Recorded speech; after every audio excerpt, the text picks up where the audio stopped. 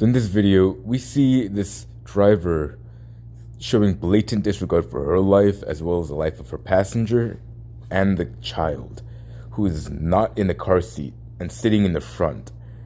So this driver, I put the sound off because they're just playing music. She's driving with one hand, has the phone in her other hand. The kid isn't in the car seat, nor are they in the back seat. So if they get into a crash, the airbag is just going to crush the kid. I don't understand how people can think this is okay or this is safe. It's wrong on so many levels, and they're just driving without a care in the world. And I understand nothing happened in this video, but it only takes one mistake, not just for her, but for anyone else, to make a mistake, and then now they're in a crash. The kid's most likely not going to survive a crash like that. I don't even know if they were behind the seatbelt.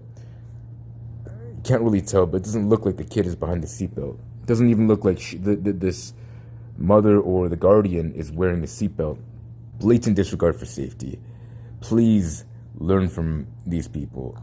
Be safe, be smart, be vigilant, and be more responsible, because when you're on the road, when you're driving, your life is at stake. The life of you, your passengers, and everyone else on the road.